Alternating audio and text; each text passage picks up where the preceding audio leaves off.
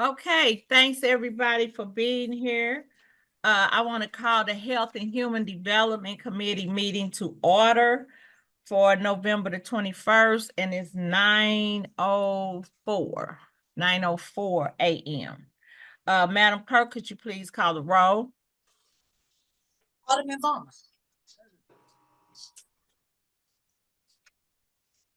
Alderman Vollmer. Present. Did you hear me? Now we can. Okay. Alderwoman Tyus. Alderwoman Schweitzer. Present. Alderwoman Sanye.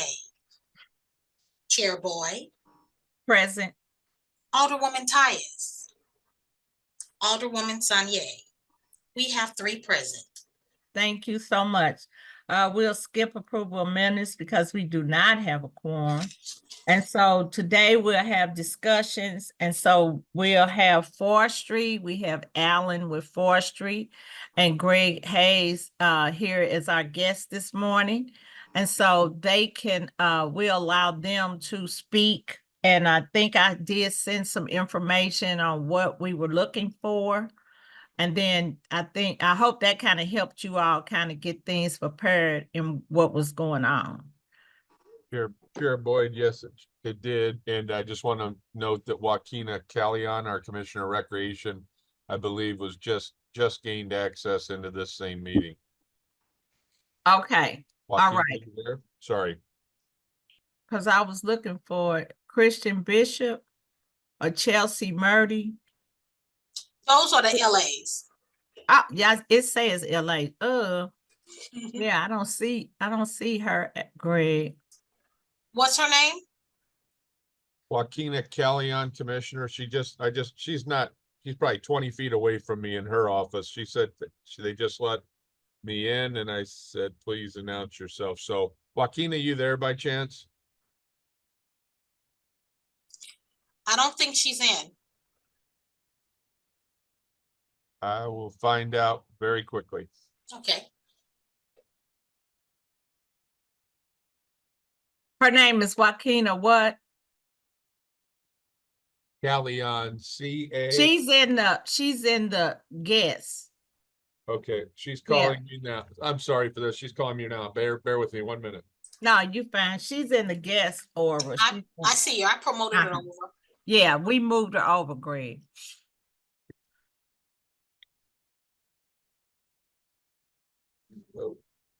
Okay, I'm gonna. She's accepting now. Okay, yeah, she was in as a guest, and perhaps Trenton Harris, I see you. How are you, Trenton? She's trying to get in as a panelist. Yeah, I'm promoting her over now. She has to accept. Okay, thank you. You're welcome.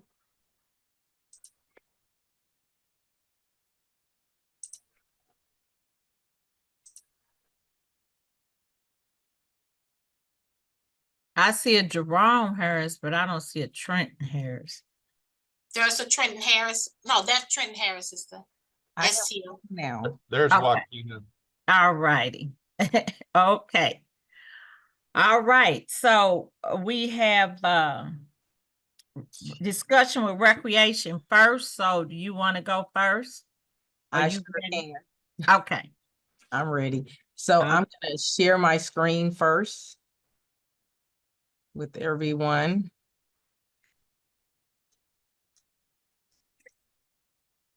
Can you see my screen? Mm-hmm. Okay.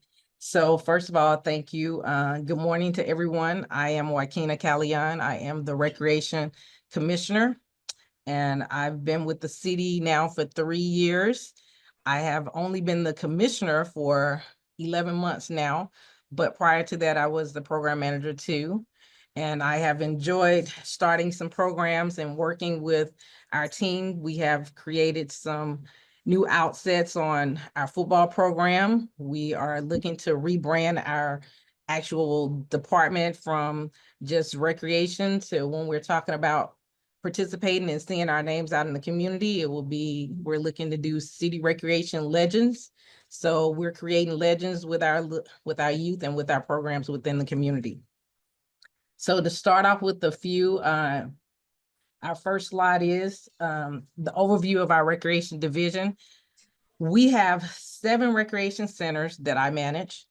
They are Twortham Park, Buda, Cherokee, Gamble, Marquette, Tandy, and Woes. And the way our centers are set up, we have 4 on the north side and 3 on the 4 on the south side and 3 on the north side. So as well as we have 7 pools that we manage, and there is 4 indoor pools as well as 3 outdoor pools. Right now, we are in the process of serving 8,929 youth in the community, and we're served 4,014 adults in the community. But last year, we served a total of 25,550 youth and adults within the year. But our attendance is where we're proud of, because, you know, you can sign up once and never come back. But if it's something that you like, you enjoy, you continue to come back. And our yearly attendance last year was 58,776 attendees. The programs that we offer youth, teen, and adult programs, but we don't just offer sports. We also do arts and life skills. Our recreation centers are considered a safe space. It is a place where anyone is more than welcome to come in and feel safe and understand that their kids will be safe as well. Here are some of the youth programs that we provide. We have golf classes, we have lacrosse, we have girls and boys wrestling, we have girls and boys basketball, we offer boxing, flag football. We have a flag football league that our football team plays in, and I'll go into a little bit more detail about that later. We have martial arts, we do tumbling, we have circus classes, we have karate, cheer. So we provide a variety of things, as you can see on the scale, just for our youth. But the biggest things that we're proud of is our youth golf program, because it allows our kids not only be able to learn how to play golf, but it also gives them the opportunity to become a caddy later on in life. And when they reach into their teenagers, which then allows them to partner with our golf clubs around the St. Louis area, where those students that achieve in that task of learning to be a caddy, they can then receive funding for schooling, for college, so that it allows them to be able to pay for their college tuition. And so that's one of the things that we're excited about YouGolf. With our football league, we're excited about partnering with AYF, which is American Youth Football Association. And we're excited about that because it allows our kids to be able to travel. The league that we were in prior, it wasn't a traveling league, so they just played locally. But with our new football program and with the partnership of AYF through our RFP, we have been able to allow our teams to not only play on the local level, they play on the state level, they play on the regional level, and they play on the national level. The national level allows the kids to actually go to Florida and play in a football game, multiple games. But while they're there, they also get to visit the beach, which some of our kids never get the opportunity to see.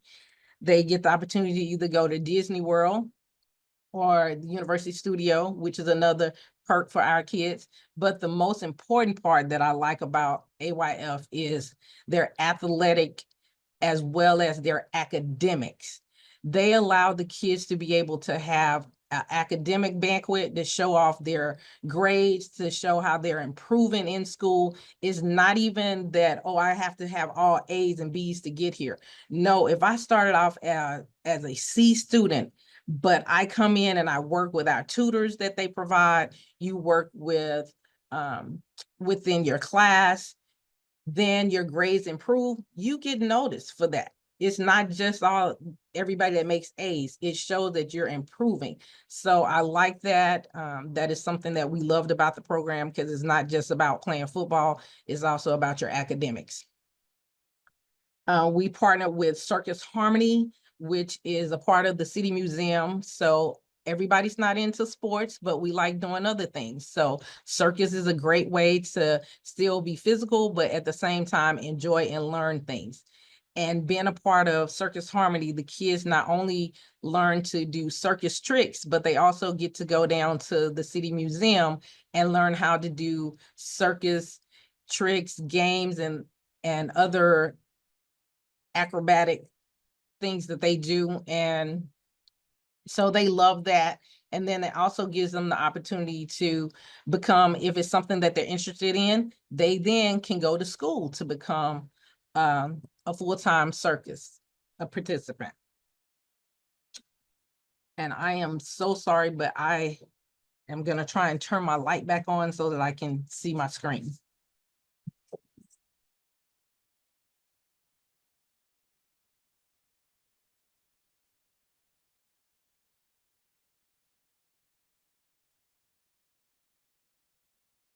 Sorry about that. So with Circus Harmony, we also work with tumbling because we have a lot of kids that they like to tumble. They like running around, turning flips. They've seen the Olympics, so they want to be gymnasts. So this is another form that we utilize with Circus Harmony, because you also do a lot of acrobats in circus. So it's another way of allowing the kids to learn how to tumble. We also partnered with Hidden Valley to allow our kids to go skiing. That is something that a lot of our kids in our community don't get the opportunity to do. But by partnering with them, they allow us to be able to take the kids skiing. And they provide the skis, the gear for them to put on so that they can go and have an experience of skiing. And here is some of our pictures of our cheerleaders, our young men doing double dutch. It's not just for the girls, the men love it too. And it's one of our football teams, they actually won their trophy. So when you go to nationals, you get to go on different levels. It starts at the age of 6 and we go up to 14 with football. But all of our youth programs, we start at the age of 6 and we go through 18. And during those programs, you can pick a variety of things that are not just about sports. You can do video, you can do photography, you can learn to do chess. We have arts and crafts, we have ceramics, there is robotics. Those all the different things that we provide, as well as summer camp for our centers. Some of the youth life skills, this is where we're talking about where you get to do fashion. You're doing videography. You can do graphic designs. We're doing digital marketing with we partner with 50 by 30, and they're teaching our kids how to do some of those graphic designs. We have our referee and official training, which is another program that I'll go into a little bit more in a few moments. We have our after-school tutoring, where our staff is doing some of the tutoring because we have teachers that are working part-time for us and helping our students with their reading, writing, and their mathematics. We have our DJ class, and I'll talk a little bit more about that as well. But the biggest thing is I think the kids love cooking because there is simple things that they can learn how to do. So if mom's working late, they'll know how to use the microwave. They'll learn how to use the air fryer. They'll learn how to do things safe, like make a salad, something that's healthy, but at the same time, it's something that they could do without a whole lot of supervision. We have dance classes. We have skating. We started Girl Scouts this year again, doing our summer camp program, and we had a lot of girls interested in that. So we're excited about bringing that program back. And Double Dutch, we do a big Double Dutch event every year. So the kids are practicing off and on so that next month when they compete for the Double Dutch contest with BJC, we'll probably have some champions there. And then we have robotics. And robotics, we introduced that during summer camp. The kids learn how to take Legos and make them into robots. And then they actually had the opportunity to go and compete at the American center for National Robotics last summer. So DJ classes. So we have the opportunity to work with DJ Cut, who is known for his DJ skills.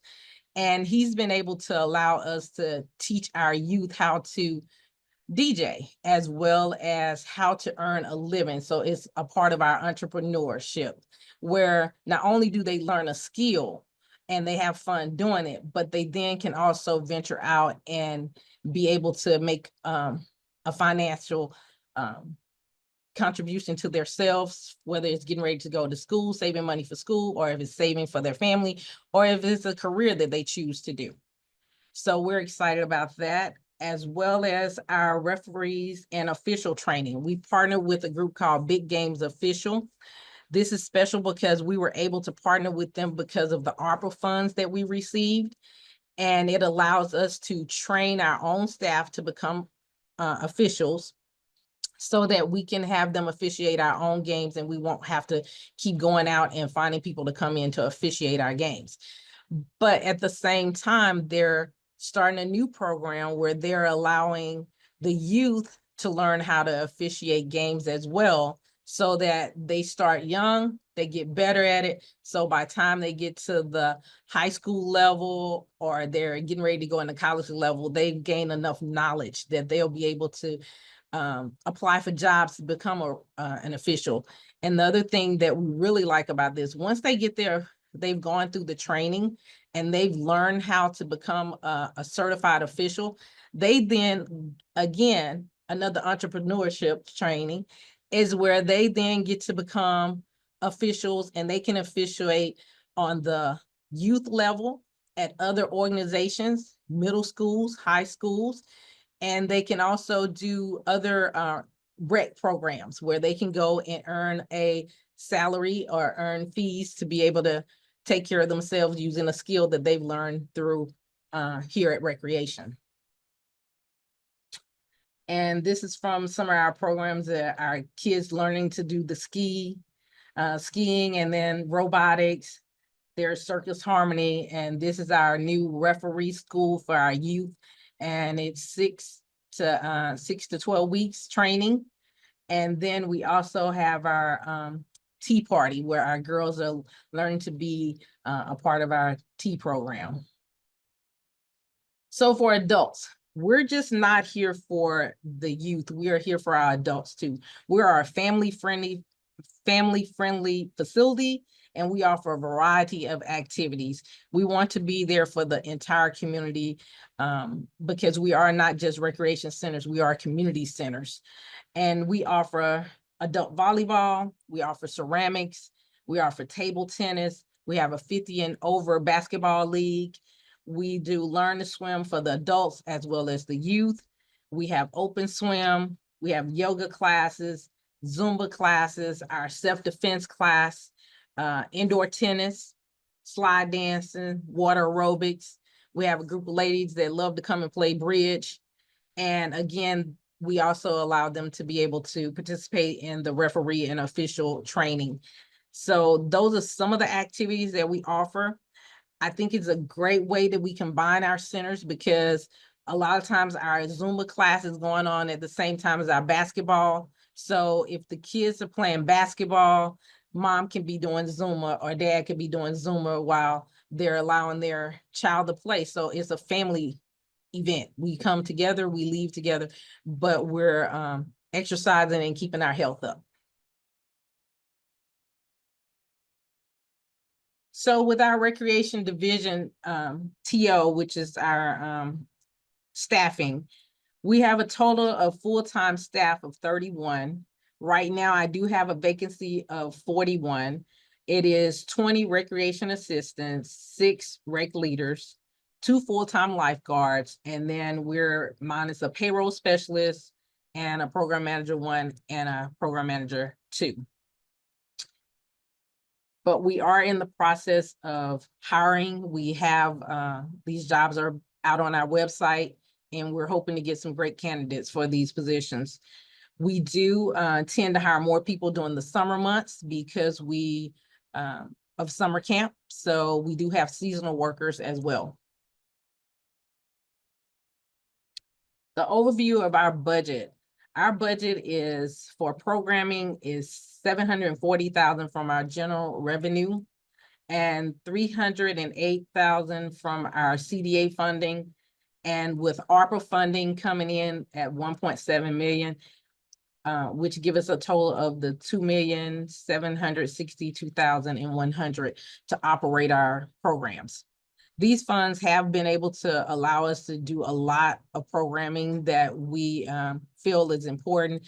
It allowed us to be able to put out an RFP. So we have people that come in with certifications to teach our kids how to play lacrosse, how to teach them the proper way of doing football or doing our soccer. Those things we've been able to provide those services with the RFP because of the funding that we've received. With the CDA funding, it allows us to be able to have our boxing teams certified. So all our boxing kids that come in, they have what they call a book, which allows them to be able to participate in boxing events for as the civil boxing, the gold boxing, silver belts and things like that. And it allows them to be able to travel too. And they are another group that is able to travel and have a different experience outside of just St. Louis area. With the CDA funds, it also allows us to pay for our lifeguards to be certified. It helps us keep up the certification of our current lifeguards, but it also allows us to be able to help certify more lifeguards. And that is something that we need. So we're grateful that they're able to provide those fundings. And then it also helps with summer camp. And it allows us to be able to staff more people during the summer, as well as it also helps pay for our football league. Those fees that come out of there help support those kids. And just to give you some idea of how many kids that we have in our football program alone, we have 350 kids that participate in the football. That's football and cheer. And then with our boxing, we have over 150 kids that participate in our boxing program. And we have over 300 kids that participate in our basketball program. So those are some of the programs that we have a lot of kids that come in and participate in. Our ARPA funds, again, they went to, a lot of our funds go to the boys and girls soccer. We partner with New Dimension, who is doing fabulous work with our teams in boxing. They're teaching them how to, soccer. They're working with the soccer league.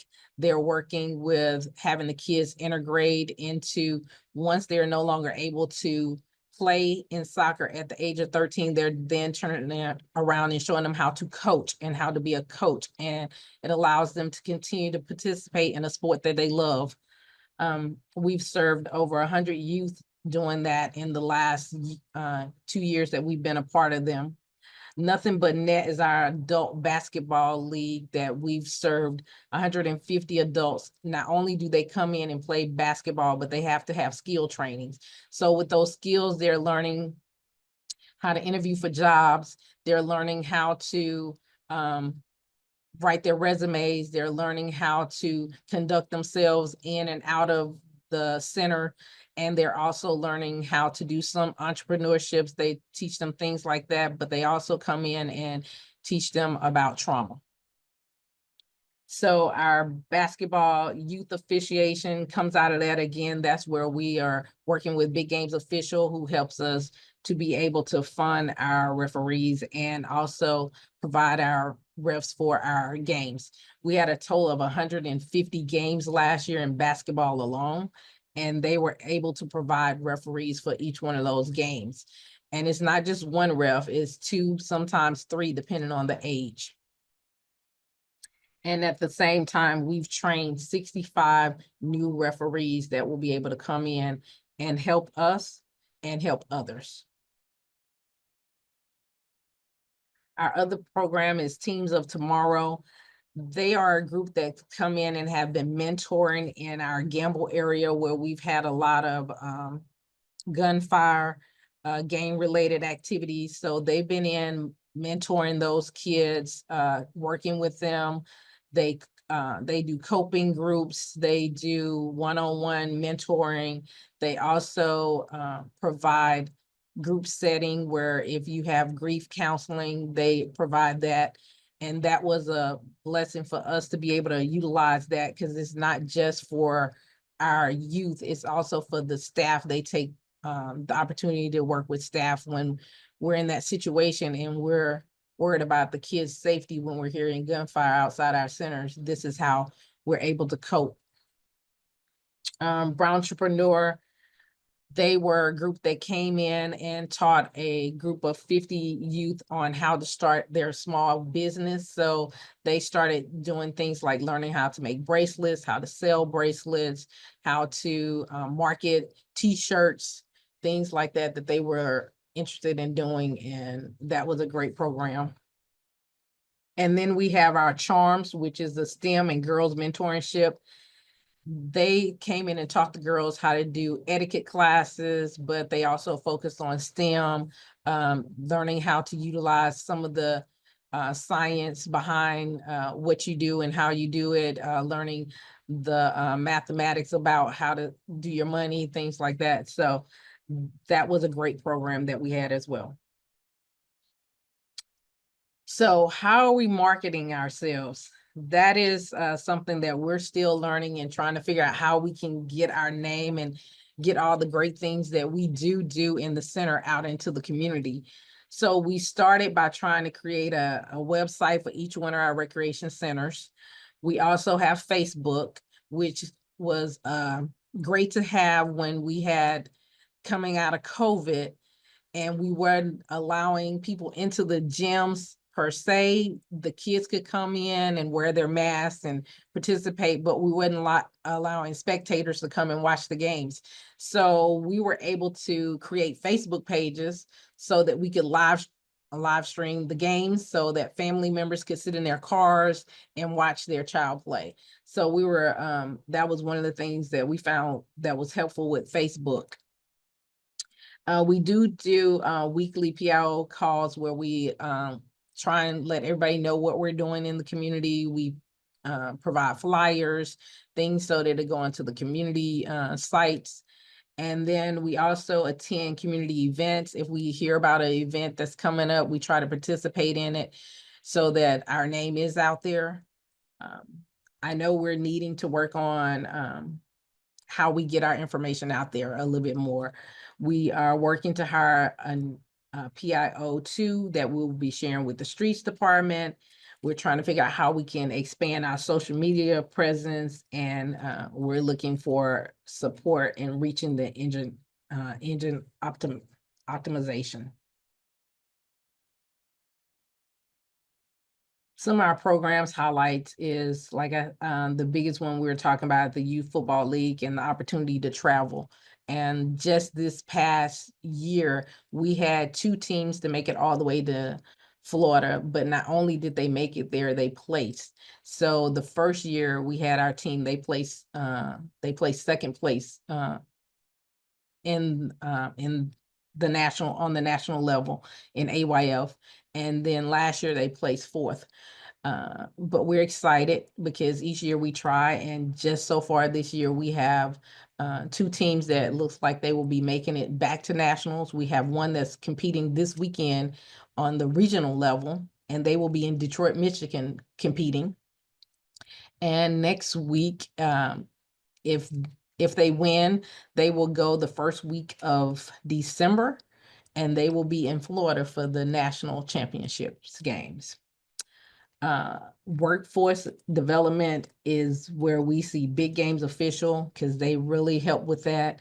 We have showing the kids and our young youth how to make a financial gain and how to make a career out of something that you love doing.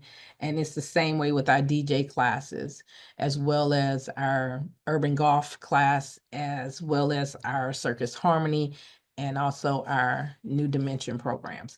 When we're looking to bring on programs, I look to see how can we help how can we utilize them to not only create a safe space for the kids, not only allow them to do something that they enjoy, but how can they expand that on to their careers going into college, going into adult life. So that is my presentation. Do you have any questions for me? Thank you, Joaquina. Thank you. Thank you, Wakita. That's a lot of information. And I think the challenge for our committee is, and I've always said this even before you came, you all are the best kept secret. Nobody knows what you do. And so I think that's our challenge and how we're trying to make sure that as a city, people are able to utilize the recreation centers. And so on that note, I wanted to ask our committee members, do they have any questions for recreations? I'm going to say Alderman Hayes, Alderman Balmer. You're gonna demote him to make him an alderman, huh? I know. No, my first question is, Greg, when did these places start opening 24 hours a day? Because with everything you just described, I can't see these places being closed ever. You have a lot going on. And it's very, very much a well-kept secret. You should find a way to exploit that. Okay. Alderwoman Schweitzer. Thank you so much. Thank you for that presentation. I agree that it's going to be great when you all have the public information officer to help promote all of the things that are going on. I noticed a lot of different programs that you're working with other nonprofits to do the work, and I just wanted to hear, your thoughts on kind of the partnerships that have been most successful, maybe if any haven't worked out, what happened, and why. Just very briefly, if you can. So, as you know, a lot of our programs are absolutely, all our programs are free. We do not charge for our kids to be able to participate, as well as our parents. We have had some programs where we changed and we went a different route because of fundings, the way things happen. We've tried working with one group, and our goal is to have our kids be able to participate in the centers as well as in our parks next to the centers. It's very difficult for our parents to be able to have to travel, and we don't have the means for them to be able to travel to a private setting. So I know we've lost one or two people because when they came on board, they were okay with coming into the rec centers, but then once they got into the rec centers, they felt that they needed to be in their own environment. Oh, it's easier if we do that, if we had it here, but then it became a transportation. How can we get the kids there? How can we not? So I know we lost one group that way. But for the most part, we haven't had groups that leave. We had people that come in and we partner with. They've been with us for years. Some of these groups have been here before me. I think DJ Cut started the year before I got here, as well as New Dimension was already here. So there are just a few that was here before I got here. I wanted to jump in. Alderwoman, thanks for that question. I'll jump in. Alderman Vollmer, as soon as you were asking your question or making your comment, I got punted momentarily. So I jumped back in. But yeah, I just wanted to follow up a little bit, Alderwoman Schweitzer, on Joaquina's comments. Once in a while, we'll have a private provider has some difficulty or challenge with some of the city processes and getting, their paperwork in order, insurance. ARPA was all new to us. So for the most part, the ones that are getting our ARPA dollars did a great job. But, we just try to work them through the process on that paperwork, which can be challenging, but we get to the finish line. So we have had some unprecedented programming the last 3 to 5 years, which is fantastic in my opinion. Not to leave anybody out, New Dimension, New Dimension Soccer, the basketball progress, our football league being so formalized, so to speak, instead of just volunteer basis. And couple other comments. I went to Joaquina Recreation's football banquet for the youth in 2022. I missed it in 23. That was one of the most inspirational, well, quite frankly, a party for the kids. Young men dressed in suits, young ladies, the cheerleaders dressed in dresses, getting all their awards at the City Hall Rotunda steps.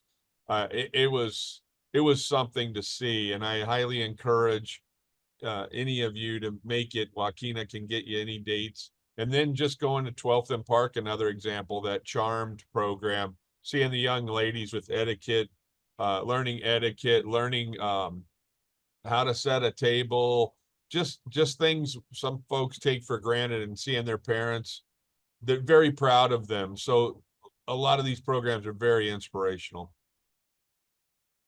Thank you for that.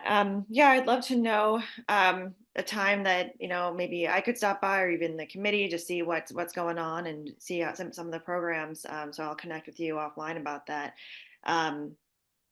Yeah, I appreciate the time for questions. I'm sure I will have more, but I'll send you them in an email, and we can maybe get together sometime soon. Thank you for the presentation. Thank you.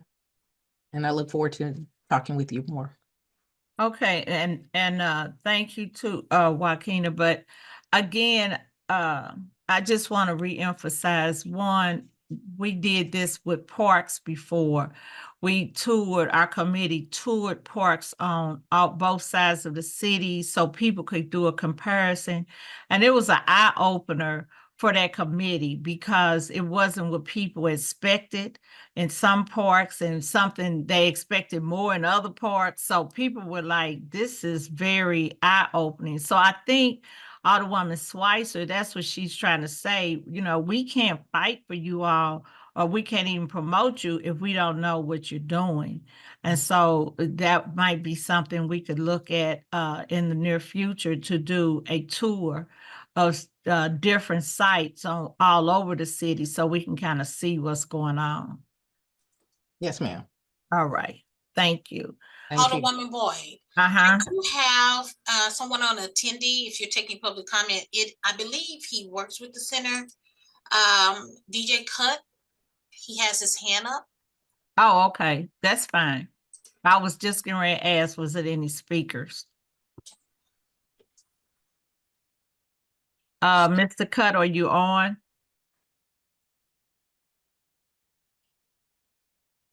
I hear a pop, but I don't see him.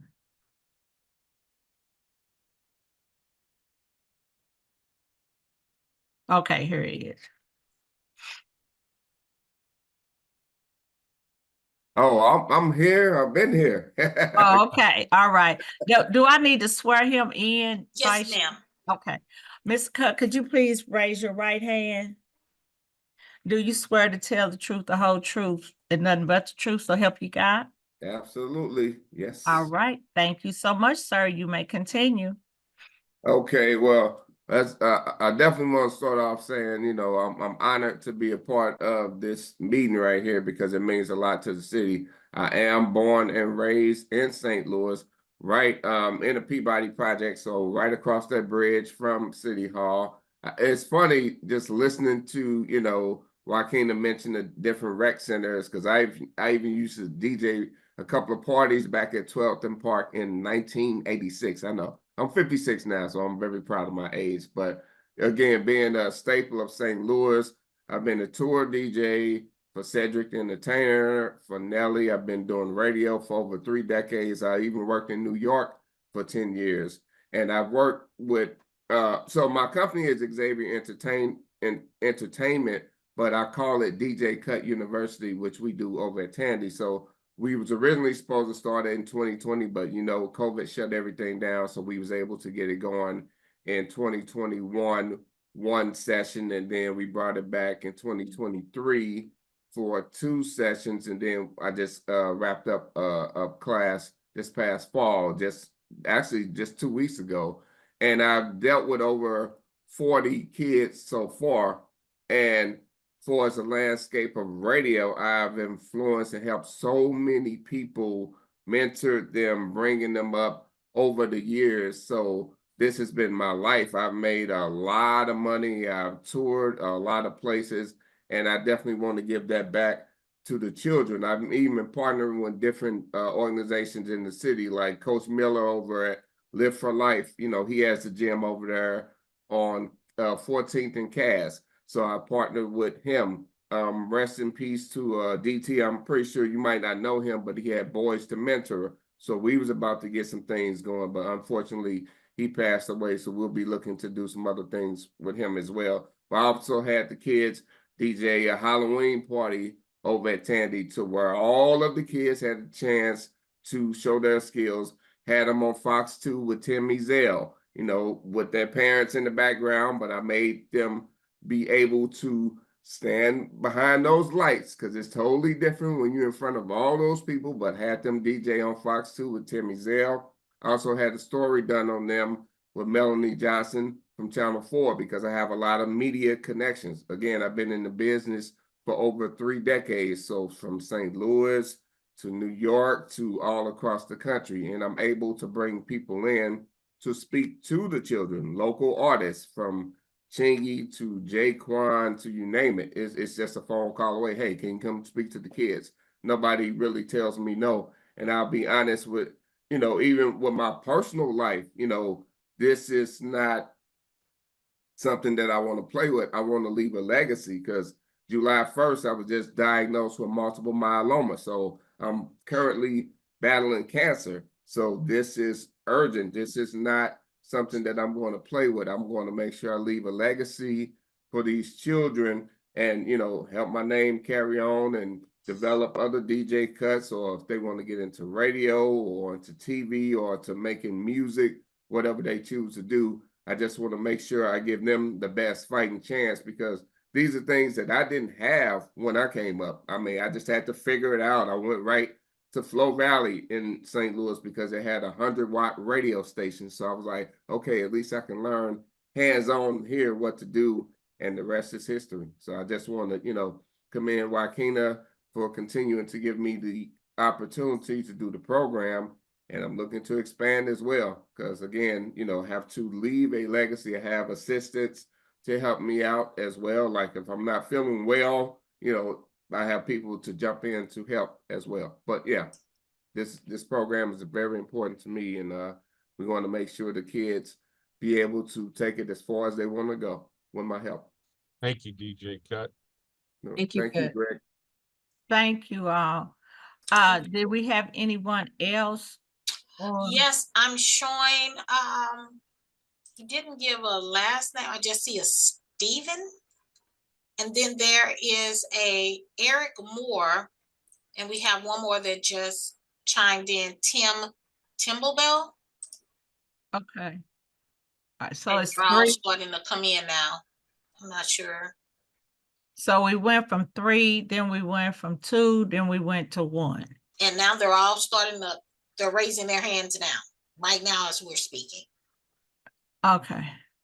Alderwoman Boyd, timing wise, is it cool if they say something real brief? I just don't want to, I want to be respectful of everyone's time. Yeah, and I don't want Alan to shrink in that suit. And Okay. so I want to make sure that we give Alan his time.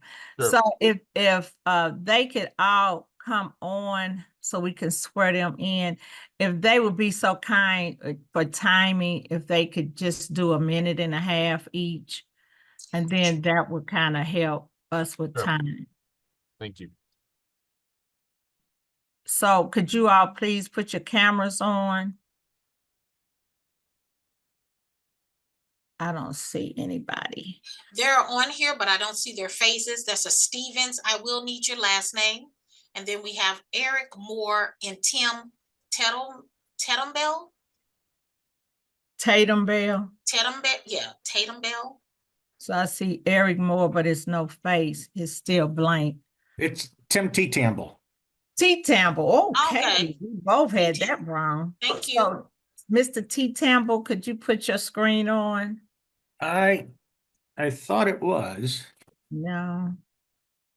And then who's the other one? Or Stephen, that's just saying Stephen iPad, he was next, and then Eric Moore. Yes, Eric. I'm on here, but my video doesn't work, it looks like. And we will have to see your face in order for Yeah, you to. yeah, I'm gonna transfer Okay. to my phone. All right, thank you. Mr.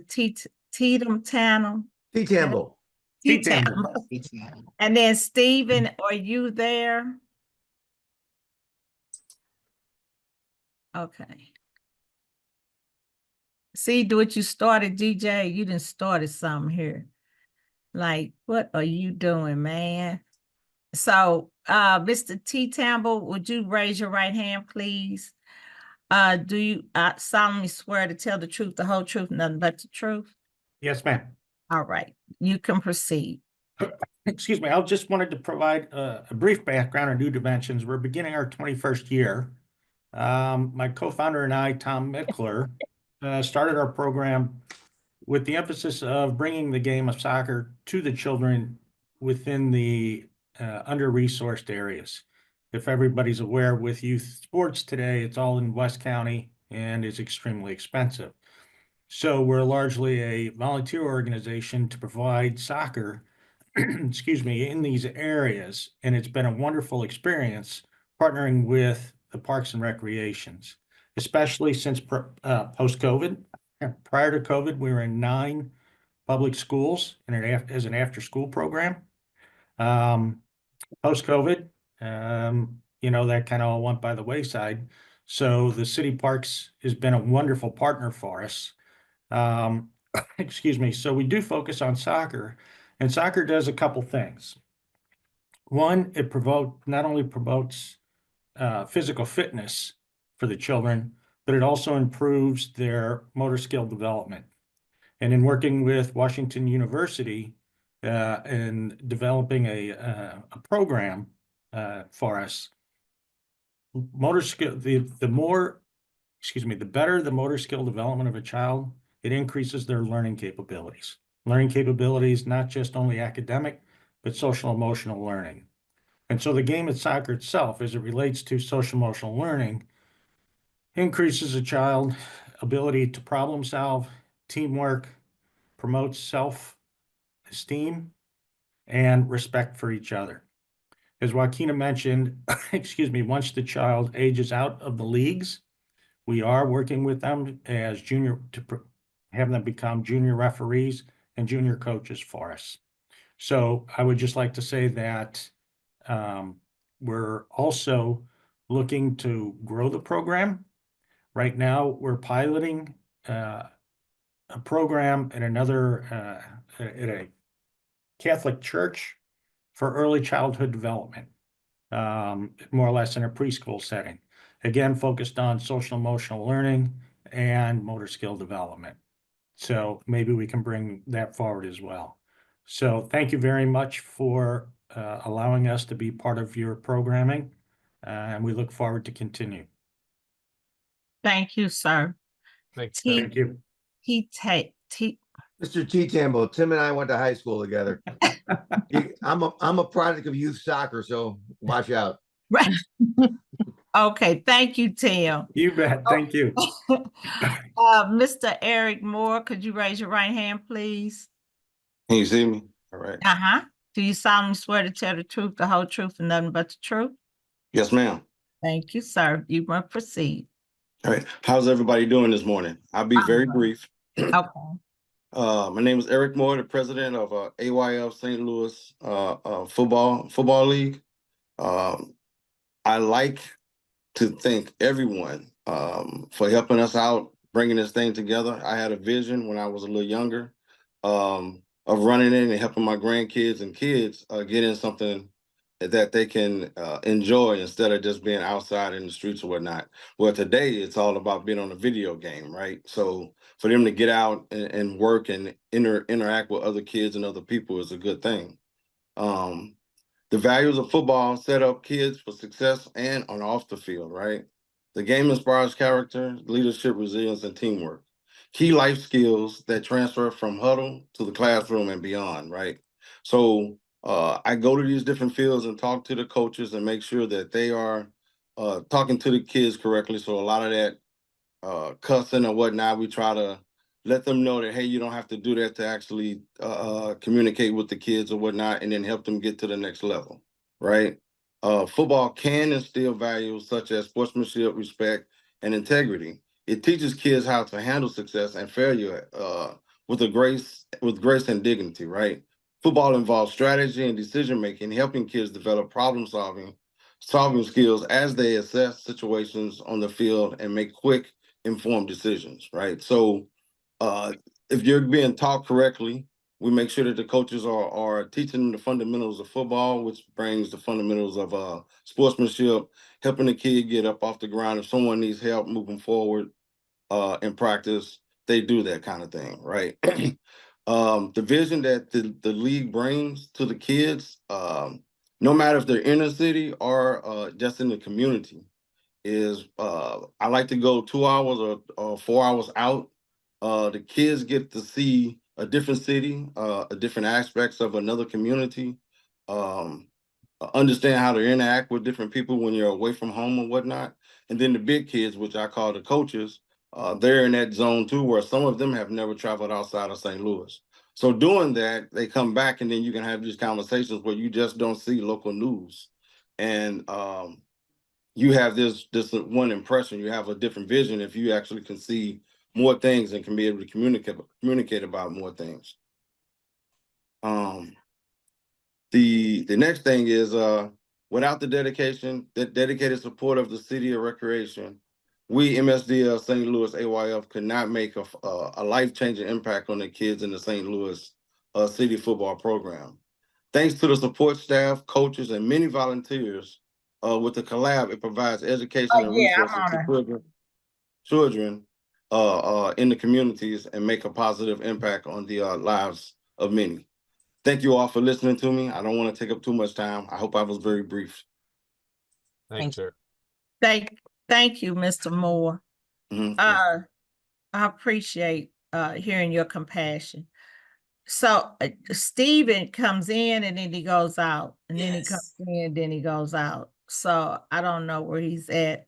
But I just wanted to say, I think our committee, we appreciate you all tremendously. And it seems like you all are doing the work. But as Alderwoman Schweitzer and myself, what our concern is, everybody doesn't know the good work that you're doing. And so you have to make sure that people are knowing what's going on, because we have too many kids out here that need the services. And that's where the challenge is coming in. And I keep hearing, people say the kids need something to do. Well, I just think if Parks and if Rex would advertise more, they would be able to have somewhere to go. But that's just what's going on. It's not happening. So I think that's what our takeaway is. We just need to know more to be able to support you all. I mean, and it's good, these programs, because it's overloaded with programs. So to me, with all the programs that Recreation is offering, it's no reason for our kids to be on the street. It's no reason for it, because we have the avenues where they can go to, and it's free. And so that's the big issue to me, because everybody keeps saying, they can't afford it, but it's free. So you can afford free. You just need to get there to be able to do it. And so you all, and Greg knows me well enough, I want it through the whole city. And no offense to 12th and Park, I know that's you all's jewel, but we have other centers that we don't hear a lot about. So that's all we're asking. If you all could please make sure that people know what's there and what they can, benefit from.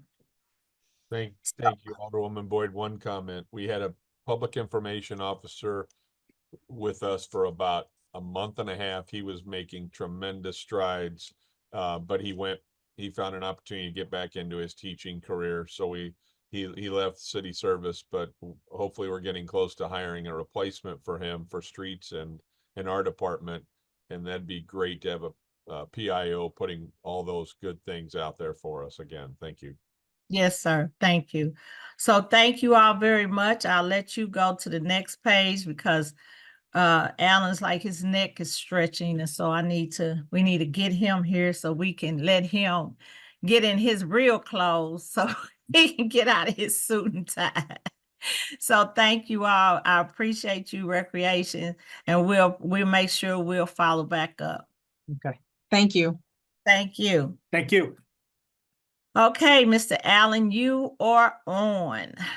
Okay, Alderwoman, before I get started, I was wanting to know if we could go to the public comments. I know there's some individuals on that want to speak on behalf of forestry. Could we have them speak so they could get on with their day and Okay. sit here and listen to me for So we have a Aaron Dohagan and Dohan. Okay, thank you for correcting me because I don't want to mess up your name. And then you have an Aaron Godwin. And then you have a Ben Grossman. Ben Grossman, yes.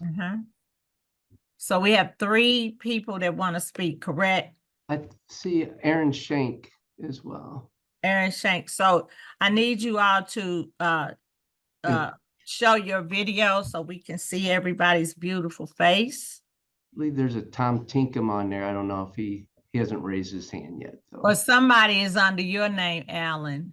Oh, somebody's under my name? So it doesn't look like you. They don't have a suit on. I'm not sure how that happened. I'm sorry. I don't know why I have Alan's name. That's all right. He's Billy Haig. What is your name? My name is Billy Haig, Haag. Okay. So we have Aaron, Billy, Erwin. Who else? Tom Tinkham. Was that here? Oh no, this is another. Now this Ben Grossman. I don't see the Tom. I'm trying to get everybody to show their face. Yeah, Tom raised his hand finally there. Okay, Tom Tinkham. Okay, I just need to see your face, Tom. Uh-oh. Okay, here he comes. Okay, there you go, sir. Could you all please raise your right hand? Okay, do you solemnly swear to tell the truth, the whole truth, and nothing but the truth? Yes. Yeah. Okay, thank you very much. So Aura, could you call them in order and you all, let's go with 1.5 minutes. Okay, who I'm seeing first, we'll start off with is Ben Grossman. Excellent. Yeah, thank you. I serve as the Director of Greenway Operations for Great Rivers Greenway. Just wanted to highlight some of the activities that we've been working with the City of Forestry on for the last 10 plus years of my term here. Some of the exciting things, some community engagement and tree planting partnerships. We've worked with the City of St. Louis Forestry Department as well as Forest Relief of Missouri, planting trees in high priority areas, primarily in the north portion of the city where the tree cover is the least and can impact our residents in our community the most. We've also worked with forestry on doing some corridor clearing on the Hodemont Greenway, or the future Hodemont Greenway, on the old Hodemont tracks in the city of St. Louis. They've helped us with a number of ownership decisions and discussions, as well as some long-term maintenance strategies to how to make that the best use for our community. We've also worked with a number of conservation activities, habitat restoration on the Mississippi Greenway, North Riverfront Park and the property across from the water department, also in the Riverfront Park itself, doing some habitat restoration, some tree planting and some prairie planting. We've done a lot of corridor clearing along greenways throughout our city, including the Mississippi Greenway and the River to Pear Greenway in the city. They've been very responsive to structural pruning on trees in high priority areas and areas that we overlap with our greenways, including Keener Plaza and some other sites. They've helped us with tree risk assessments on trees that happen to look like they're in poor condition along greenways. So much appreciated there, as well as some larger scale mulching projects that we've worked with them along greenways. And lastly is we have a strong emphasis on training our partners and trying to bring up capacity to our partners. And we've tapped the City of St. Louis Forestry Department to assist in that as early as even yesterday to help us hold a chainsaw training course that we hosted at one of our sites. Thank you for your time. Thank you.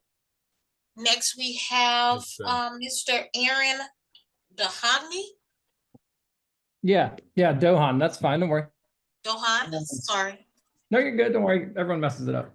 So yeah, hello, my name is Aaron, and I work with Alan and Forestry, also the Parks Department, a lot on planting trees in city parks, mostly in on the south side. So to date, I think we have about 200 trees surviving in about 7 different city parks that we've planted, I don't know, over the past 7 years or so. So just to highlight the partnership with the forestry department, these are all native trees. You know, Alan is great with getting out there with me, checking out sites to make sure that we're not in the way of any other activities going on in the park, learning how to plant trees so that the mowers don't run them over. And then, you know, tip of the cap to the Parks Department as well for approving these tree planting projects as well. It is truly a partnership in that sense. A couple other things that we've been working on. We have kind of a project going on in Francis Slade Park right now where we are getting rid of so much honeysuckle. And there's a lot of partners involved with this. But this highlights the nature stewards that the forestry department has recently hired. And so we go out there and cut honeysuckle on this hillside here to open it up to what's known as a rewilding project to plant native in this park. And so it will be spectacular here and, you know, 4 or 5 years once things start growing in that. So Alan's been great in helping to facilitate that and basically, you know, trying to find ways to make them work, these ideas work. We worked also along the Greenway down in South City, planting a tiny forest, which is a new idea. It definitely put St. Louis on the map, I would say nationally, if it ever became a story, because we planted like 500 trees in a space of like 2,100 square feet. It's an idea that's happening more and more around the world as we, you know, have deforestation happening. So it's trying to bring wildlife back into the spaces we still have. And lastly, Alan is great about, forestry is great about communicating information about where new street trees are so that we can send out volunteers to water those. So this last year we had 25 random volunteers in the 4th Ward watering 110 street trees, in addition to the water that they got from homeowners as well. So just trying to help the canopy grow in our ward as best we can. And yeah, I think that's it. Thank you very much. Thanks, Aaron. Thank you. Next, we have Mr. Billy Hag. Hi, everybody. Yeah, my name is Billy Haig. I'm the forestry manager with Forest Relief of Missouri. We're a nonprofit tree growing, tree planting organization that grows 20,000 trees a year to give away on public and nonprofit land. Talking about our partnership with city forestry, a couple of things that have really helped us out. We have planted and are stewarding around 1,000 trees in city parks, mainly north of Del Mar in our Seagest areas. And along with planting those trees, city forestry has come to all of our projects, helping us with the mulching, helping us design where the trees should go and talking about the maintenance concerns. So they're always present, always willing to help me out in that. But it's not only the planting the trees, it's the stewarding them as well. So I'm always sending Alan and Damon, one of the supervisors, emails about mulch requests. So they're always ready and available to help us out with that. We're working on some street tree pruning as well as as well as our plantings. We're sharing inventories so we can see where trees are in need, as well as sharing our inventory. So the city map is also updated. So we're keeping all of that up to date as much as we can. And we have this ongoing partnership that just started this year. We're out in the field planting the 2-for-1 for the trees that the city is removing so we can get some of that new canopy due to the IRA funding. So a lot of the successes that we have are due to city forestry helping us out and pushing our mission forward because we are a small organization trying to do a lot. So it's really come in handy to have them and always willing to help us out. Thank you. Next, we have Mr. Aaron Aaron Goodwin.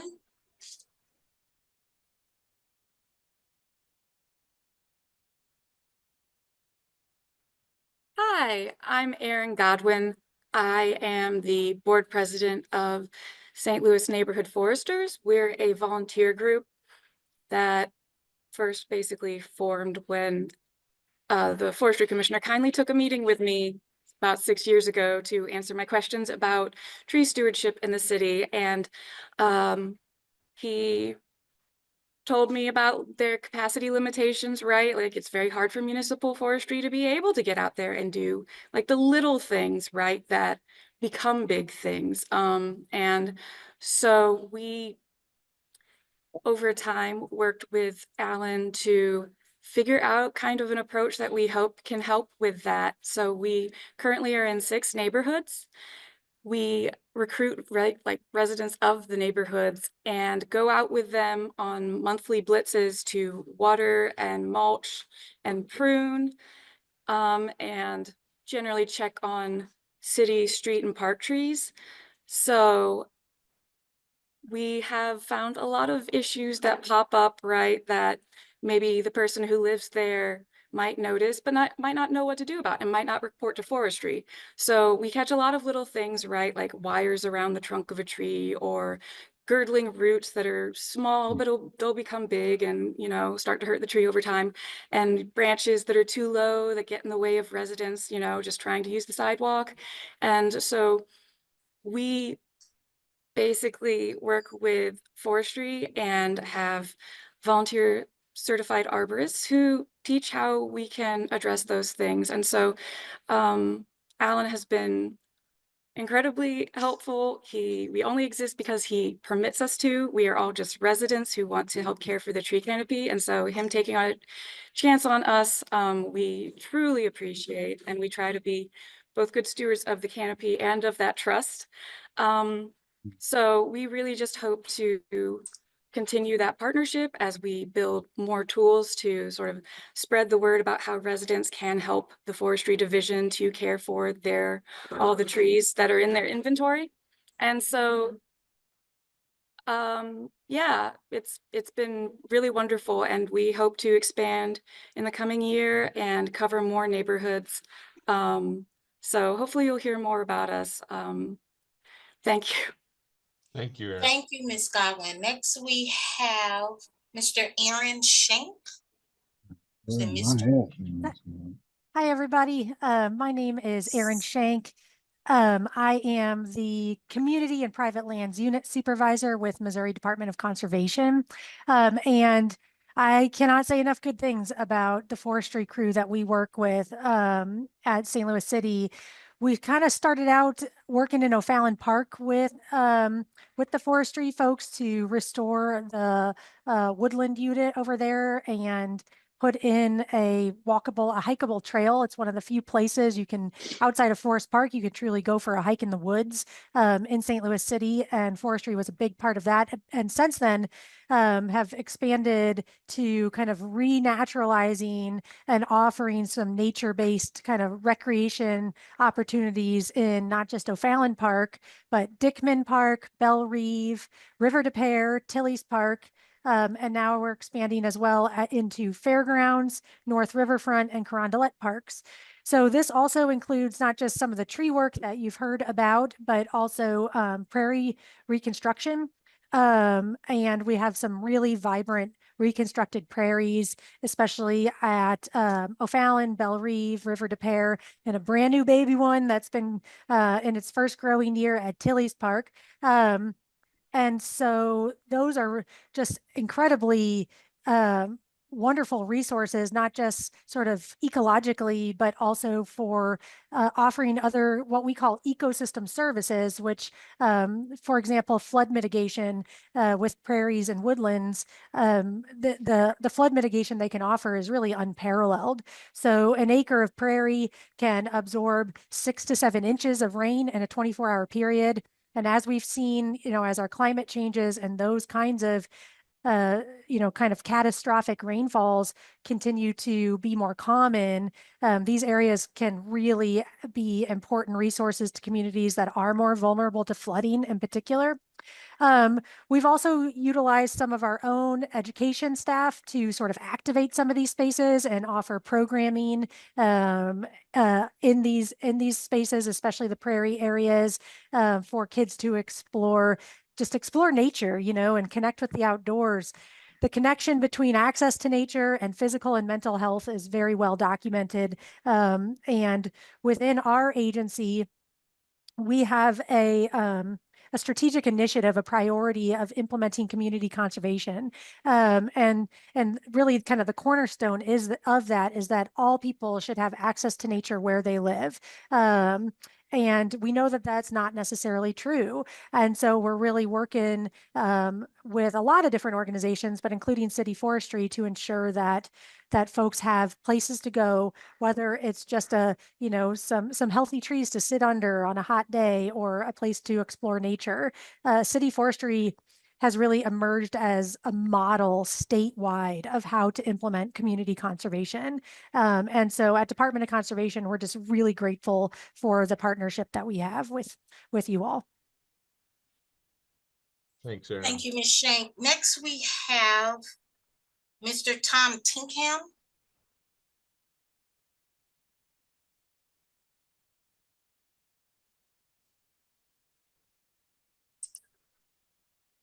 But while he's getting on, Mr.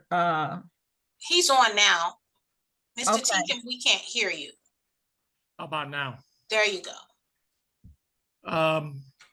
Represent Midwestscapes. We do a lot vacant lots for the forestry department. We also do the easements mowing and Gatewood Cemetery. We've been doing it for probably 5 or 6 years now that we started. They send us lists, we go out and do them, and we try to make the phones not ring for you guys with complaints from the city residents. It's an easy system to work with. They send us a list, we schedule it, and we go, and we do as many as we can, budget restricted for you every year. Thank you, Tom. Thank you, Mr. Tinkham. Next, we have 1 minute. Tom, could you tell me your company you're with again? Midwestscapes, SCAPES. Okay, thank you. You're welcome. Okay, next we have Mr. Lee Holmes. Oh, wow. Can you hear me? Can you see me? Yeah, we've been looking at you the whole time. Give thanks. So my name is Lee Holmes. I'm Mama's brother, Emperor. My group is called Protect Your Peace Academy. We teach the self-defense martial arts with the city of Parks and Recreation. Definitely want to thank you for the opportunity and thank Joaquina. Been going on like 2 or 3 years now. What we teach is to have self-defense and teach courage and discipline with the children, to have situational awareness, to keep them out of situations as much as we can, to get involved. The model for Protect Your Peace is the greatest peace to protect is the sacredness of a woman's womb. Since we've been doing it for the last couple of years, adults have also been involved with it. So it's been ages from 6 to 18 versus some of the parents as well. And I also have a main school in St. Charles, Missouri, Ohana Martial Arts, where I teach at. And I go throughout doing seminars and teaching the martial art to just encourage people in self-awareness and have a discipline of treating themselves and not cheating themselves. Any questions? Thank you, Lee. Me and DJ Cut, we also work hand in hand on some things. Yeah. Thank you so much. We truly appreciate you, sir, and thanks for your patience. I've been knowing since 9, and I've been. Oh, thank you. I've been on since 9. I just been having difficulty. So when you saw me, I was like, "Oh man, I didn't even know you saw me." Yeah, we So, did. Yes. well, thank you again. It was nice meeting all of you. Thank you. You're welcome. Peace. So Alderwoman Barbie was just going to make note that Mr. Holmes was testifying on the portion of the rec centers. Am I correct? Yeah, I saw that. Yeah. Thank you. So, Mr. White, are you for forestry or you for the rec center? We do forestry. Oh, okay, we're on point. Okay, thank you so much. Okay, who's next? Or We have Mr. White that is next. I think that's our final speaker for today on this subject. all right, thank you. Well, good morning, everyone. I'm Robert White. I'm the Chief Executive Officer for Peace of Mind Landscaping. We're in our third year, I believe, with the Forestry Department, working with Alan and his team. Our primary focus is vacant housing, the houses that have been kind of derelict and where the grass has kind of gotten out of control. And so for the last 3 years, we've worked with Alan, we worked with Tracy, now Zach, and those guys to make sure that the grass, as it gets above 6 to 8 inches, we try to keep it under control. The beauty about this program is that we are able to, at our peak months, affect about 30 or 40 families in the metropolitan St. Louis area. So we'd be able to employ these young men and women to get out and work on a 9 to 5, sometimes 7 days a week basis, just to get out there to do some beautification to our wards and to our districts. And so it's been amazing kind of building the plane as we fly, because with any challenges that we've had, Alan and his staff has allowed us to come in, work with them. They work with us. They've listened to us. We've listened to them. And, you know, we grab a bull by the horn and get running. So each year is a different challenges and different things that we face. But I think we've done a great job trying to maintain consistency and efforts working with the community to get the yards cleaned up. Thank you, sir. Robert. I want to say that Alan and Greg, I appreciate you all bringing all these people to the table, but I don't know about my other committee members. But again, it's the information and nobody knows. So this department is the best kept secret in our city. And nobody knows what's going on because I don't. And a lot of times Alan will tell you, I'll run up on information. It's like, oh, I didn't even know that. So I'm just asking, you know, if you all could please be a little better at getting the information out to us. If it's just to our committee, it would help us to be able to promote you. But we can't promote you if we don't know what you're doing. So that's my comment. So Alan, are you ready now? I am ready. Okay. I'm going to share my screen here. And share.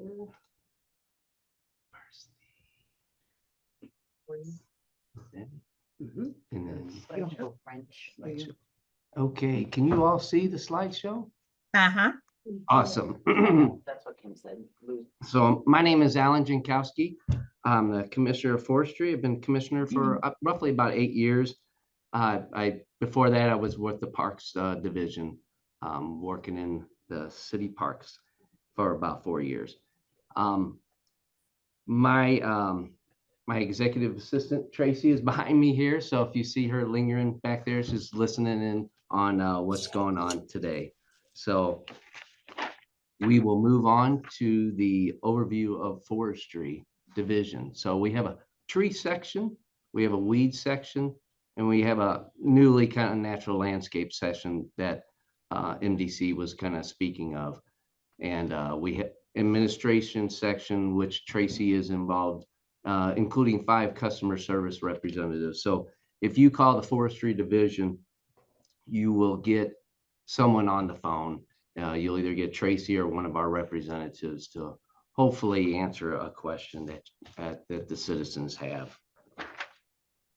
In our table of organization, we have 110 full-time employees. Just kind of break it down. In our tree section, we have 44 employees. We have some 16 vacancies in our tree section.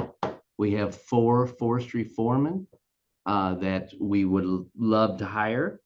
We have 12 tree trimmer / tree trimmer trainees. So a trainee doesn't have to have any experience. So they can come in, never running a chainsaw before, and then we train them to become a tree trimmer. So most of our tree trimmers, as of the last couple of years, have come in as trainees. So it's kind of tough. We get a lot of turnover because it's a tough position. First of all, you have to love the outdoors. You have to love running a chainsaw. It's just not for everyone. So we do have a lot of turnover with the trainees. But the administration staff, we have 9 employees. Weed section, we have 55 employees. but we also have the limited term staff that we try to hire 40 to 70 limited term staff, seasonal workers during the April through basically October months.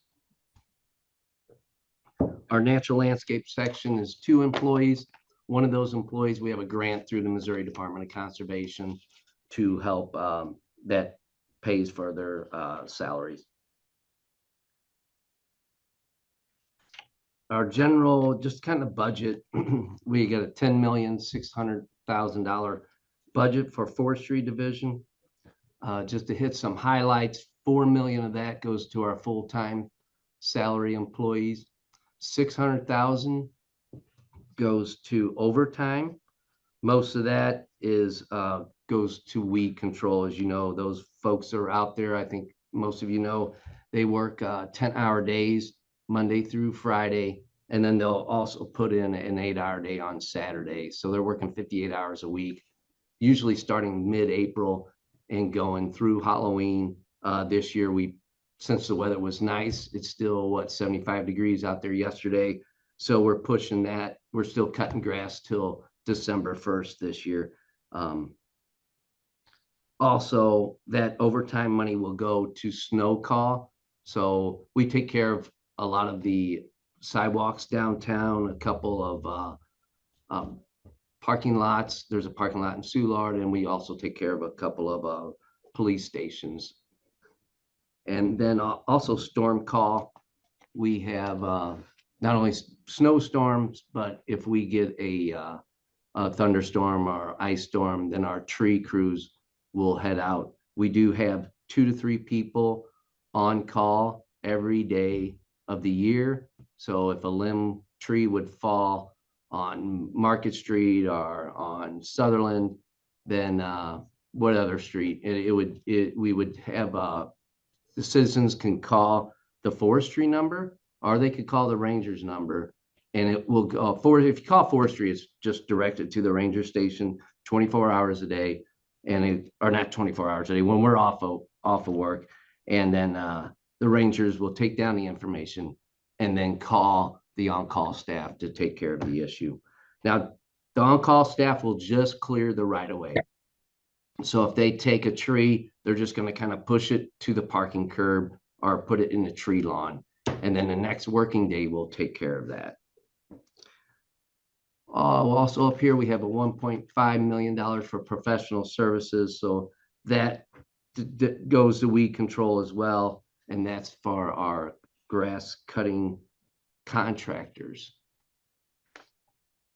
So kind of sticking with the grass cutting operations, we have a total of 6,046 private lots. So those are private owners. And then we have, these could be individuals from all over the region, all over the world that own these private lots, and then private buildings. We got 5,319. And then LRA has LRA lots, which is 8,468. And then the LRA buildings are 1,442. So it's a total of 21,275 properties that are on our rotation. All of these properties, the 21,000 there, all these properties get an ordinance letter in March. And the letter goes out to all these vacant owners indicating that it's just a letter, ordinance letter indicating that if your grass gets higher than 8 inches throughout the year, then we have the right to come onto your property and cut the grass. So if other properties that come up, say my property gets to be 8 inches or taller, then an inspector, if my neighbor complains about my grass, then an inspector will get a CSB complaint. The inspector will go out, inspect that property, and then if they view that it is not in compliance with our ordinance, then they will get a letter sent to them. And if they have 5 days to correct that, we'll go re-inspect in 10 days. And if it's still not in compliance, then that property will be on our cut list as well.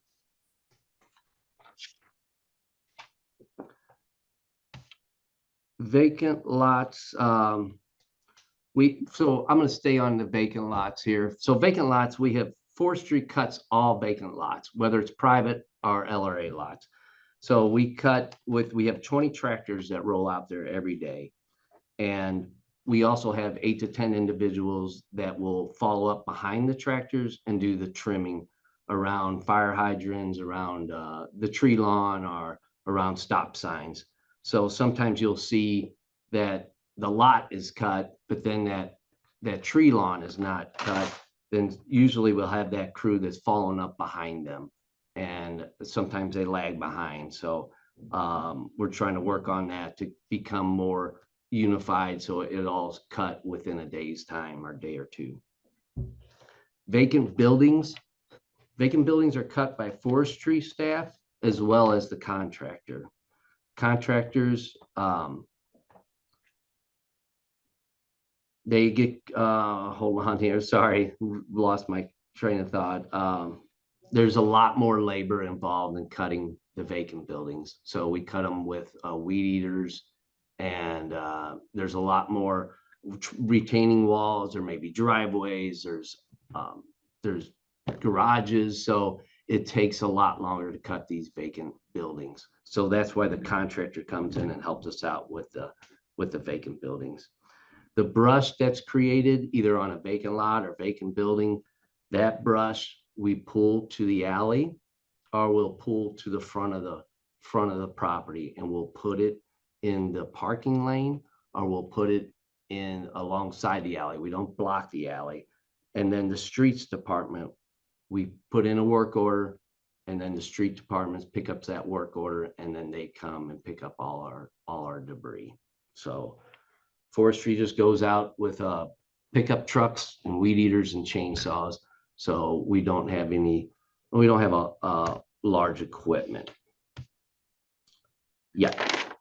So we'll move on to, here's our vacant building contractors. Midwest Gates, Peace of Mind, we heard from them. We also have Corner to Corner and Slaco. We have 5 contractors on right now. This is our cut sheet. We send out a Excel spreadsheet that has,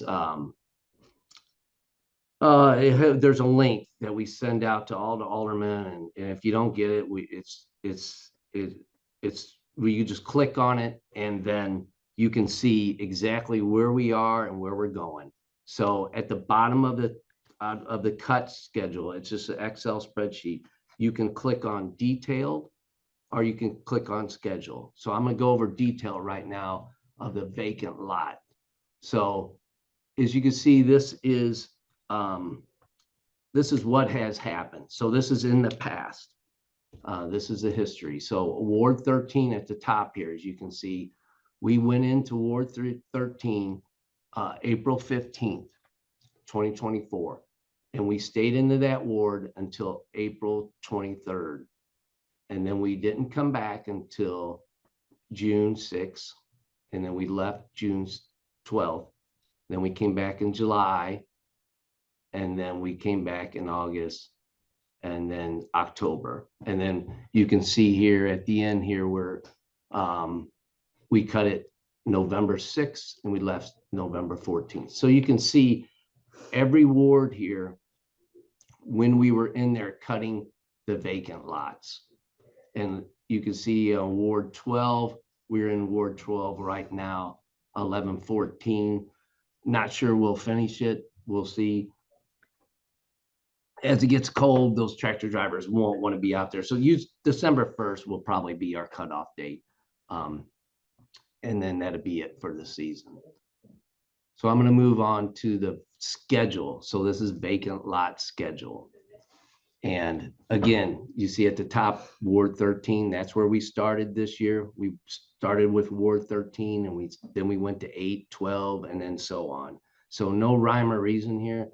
Someone has to be first, someone has to be last. But you can see that Ward 13 was last completed November 14th. And when are we going to cut it again? It's scheduled for spring of 2025. So we won't be back. So this is what we're projecting. So when you look at the schedule, that's what we're projecting for the future. If you scroll down, you see on Ward 12, we are scheduled to be in Ward 12, 11, 14, which is in the past, right?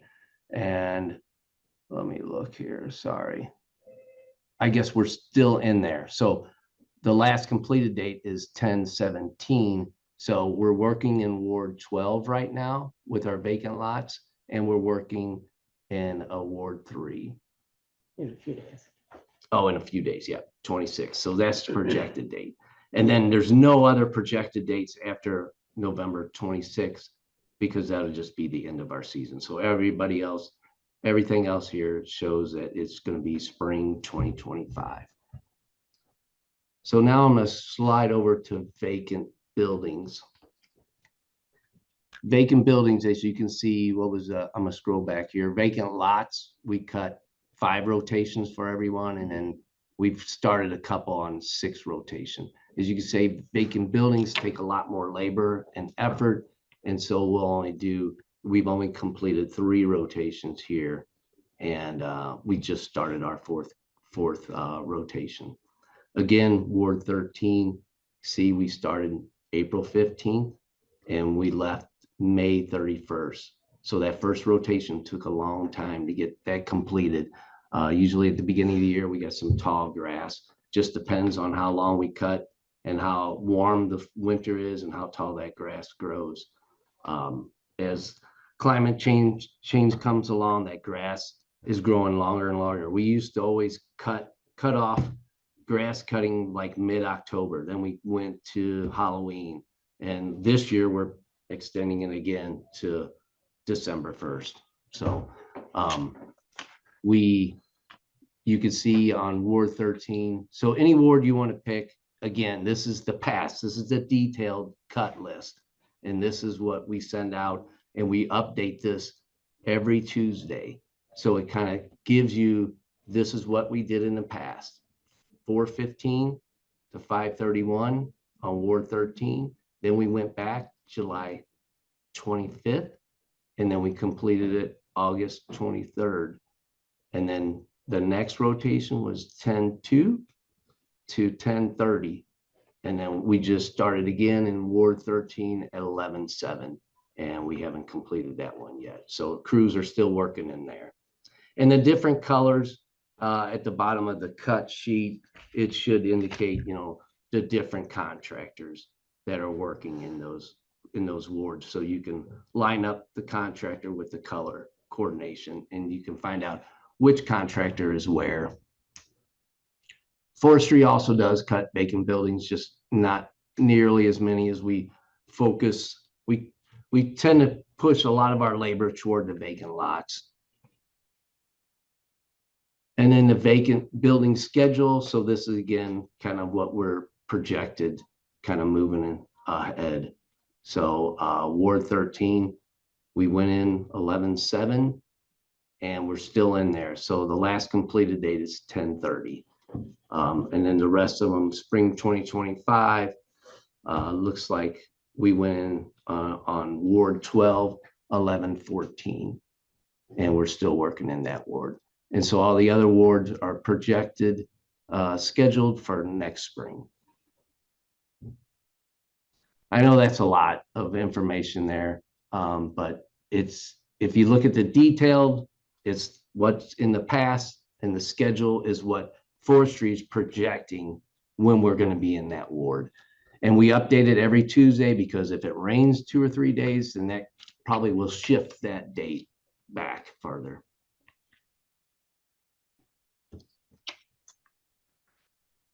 I'm going to move on to equipment.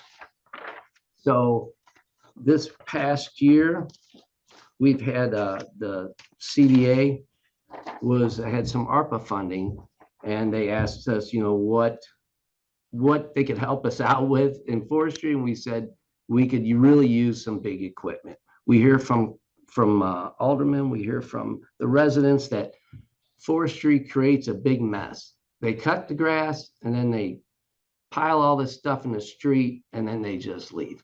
And so we don't complete the project. So if we could get some large equipment out there, and then we could do a complete job from start to finish and not have to rely on a different department.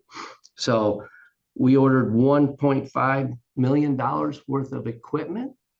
There's 2 front loaders. I'll go over the equipment that we ordered with the CDA funding first.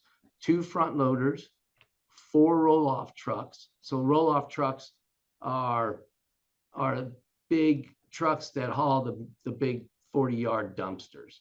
And so when I say next down here, 16 roll-off containers, that's those big 40-yard dumpsters.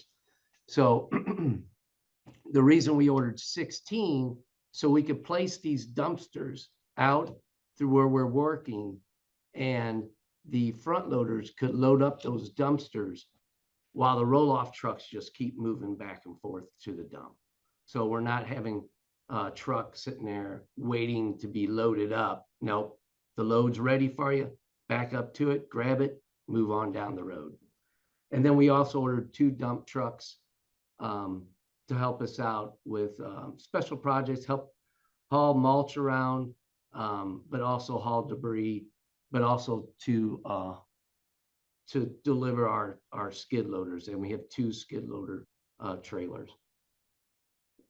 So thus far, the 2 front loaders have came in. Everything else, the 4 roll-off containers are still all on order. We did get 2 new skid loaders, and they have a forestry head on them, and that will help us. That wasn't bought with the CDA funding, but it was bought with capital funding, and help with the mayor's office and her staff working, and with their support, we were able to get some capital funds for that. So we have a video here that I'm going to try to show you that. Oh, go to the next slide. Sorry. So this is the skid loader I'm talking about that has the it almost looks like a stump cutter sitting on the front of it there. and it just grabs brush and shreds it on site. And we have a video here that we can kind of show you that will help justify. Sorry, escape. Bear with me 1 second. And so we have a before and after photo. And we went to expand it. Everyone can see this? And can everybody see the brush? Yes. Do I need to expand this? So that was before. So you can see the brush, all that brush there came all the way down to this edge. So we used that piece of equipment. I know this is not a vacant lot, but I just wanted to kind of show what that piece of equipment does. It not only shreds that brush up, but as you could see, if you zoomed in and you looked at that, what it leaves, it grinds those stubs all the way to the ground, so that the next time we come out to cut that property, we can use mowers to just cut the grass. So all the debris is left on site there, and excuse me, and it's a maintainable site, because previously we would go out there with 10 guys, 10 laborers, 10 people, and we would use our chainsaws and cut the brush 6 to 8 inches off the ground. If anybody's used a chainsaw, if you tip that blade in the ground, it will dull that blade within a second. So, and then your chainsaw is useless. It's like, cutting with a dull knife. It just, it doesn't work. So you have to keep that chainsaw off of the ground. So in other words, we're leaving the stubs, and then you come back 3 weeks later, those stubs have resprouted and they're already 3 feet tall. But now we grub this plant material all the way down to the ground, and now we can run brush hogs over that without ruining those blades, because you can't run brush hogs over 6 to 8 inch tree stubs. So it's been a piece of equipment that's been really helpful to us, and we just kind of started using them this spring. and kind of getting them out there probably midsummer. And then we also, there was about $50,000 left in the CDA funding that we're trying to order another Bobcat and find some funding in our budget so we can purchase another one of these pieces of equipment. You're looking at about $135,000 piece of equipment. But as you can see in this video, I know he didn't go all the way up the hill because it's a pretty steep slope, and didn't want that thing flipping over. But we did this a couple weeks ago. This is Francis Slay Park. This is one of our speakers was speaking about how we're kind of cutting out that honeysuckle and invasives and then going back in with natural plant material. So, but that's the piece of equipment there. And that photo where was all that brush, you probably look at probably 10 to 15 individuals with chainsaws clearing that brush for a full day. One individual with a spotter, so let's say 2 individuals with this piece of equipment, were able to clear that whole hillside or half of the hillside within an hour's worth of time. So a huge savings there on how do we use equipment, how do we use technology to replace some of that labor we can't seem to hire. So how do we use our heads and work maybe a little more intelligently. And not only does it save us time cutting the brush, but then if we pulled all that brush down, we'd have to have a loader load it up on a truck. Then the truck would have to haul it to the dump site, and then we would have to pay to dispose that debris. So cost savings all over the place. And then we put that plant material back on the hillside, and those nutrients go right back into the soil. We're not hauling away all that fertilizer, if you would say. So now we're going to move into the tree removal section of forestry. The city maintains trees between the curb and the sidewalk, and on park trees as well. So that's about 80,000 street trees and probably 80 to 100,000 park trees. We haven't inventoried every one of our parks, but we're getting really close to doing that. So in the tree section, we plant trees. We use capital funding from Alderman. The Alderman sets aside money for tree planting. Citizens put in requests through the Citizen Service Bureau. If they want a new tree, we'll go out, our arborists will go out, inspect the site, make sure we're clear of any utilities, clear of the street lights and stop signs, make sure we're not planting large trees underneath power lines, put the right plant in the right space. And then once the tree planting comes on, we use the automatic capital funds to purchase those trees. And then our tree planting season starts November 1st and runs through April. We usually plant between 2,500 to 3,000 trees. Arborists also do, they go out and they inspect trees. If we get a citizen complaint about maybe a hazard tree at an address, so we'll send an arborist out there, they'll take a look at it, they'll either say, no service necessary, or they'll say, hey, this tree needs to be pruned, or maybe it needs to be removed. So forestry will go out and prune it, or we'll remove trees. And then we'll move into private tree inspections. Arborists will go, we'll get a citizen service request for a hazard tree that's on private property. Maybe it's in somebody's backyard, growing over a pool, growing over like 2 or 3 homes. It's completely dead. What we do for the citizens, we send a certified arborist out there to do an inspection. They will send the homeowner a notice. Again, if there's no service necessary, we won't send a letter. But if it needs to be pruned or if it needs to be removed, we'll send that homeowner a letter indicating what needs to be done. to that tree. And then usually we kind of back off, and that's about all we do. And that way, but there at least is a certified arborist inspection that homeowner could use if they wanted to take legal action, some civil action. There is $50,000 a year that we spend on private hazard tree removals. That usually ends up being 15 to 20 trees. So not a lot if you consider the whole city. And our arborists will submit their most hazardous trees, and then we'll try to tackle the most hazardous trees until our $50,000 is up. Like I said, it usually about 15 to 20 trees.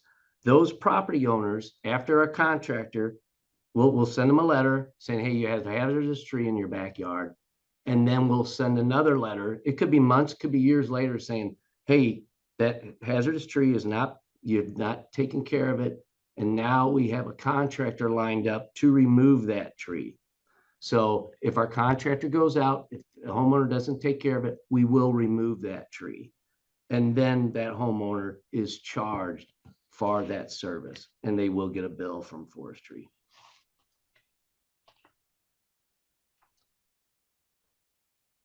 So residents submit the CSBs. Is very critical that residents, again, if you want to plant a tree, if you want to prune a tree, even the private trees, you got to submit that CSB, and then forestry will take action from there. I'm going to move on to the tree removal kind of budget. This kind of looks at more of the funding for our contractor. Not only is forestry taking down trees with our forestry team, our tree section team, we also have a contractor that really focuses on tree removals. We don't have them do the trims. We have them focus on tree removals. So we have $1.1 million in ARPA funding that was awarded to forestry to remove trees. There is about $300,000 left of that. This year we have $550,000 in capital tree removal funds that we'll spend before the end of June. And then that's just for regular tree removals throughout the city. And then we have $500,000 capital funds for ash removals. So we still have ash on our streets. I believe everybody knows the ash trees were infected by the emerald ash borer, and we're still trying to reduce that population so that we can move forward and put the ash, get them down to a reasonable level that would just become part of our removal process. Right now, there's still about 7,000, just over 7,000 ash still remaining on our streets.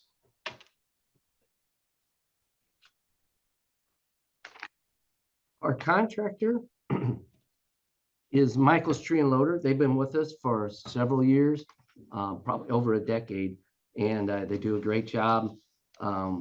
And we want to keep them moving with these removals. It's really helping us as we've been, ever since I've been here, I think 6 tree trimmers. We've been down at least 6 the entire time I've been here. So we're up to about 12 right now. And again, that number fluctuates as we, excuse me, as we go through tree trimmer trainees.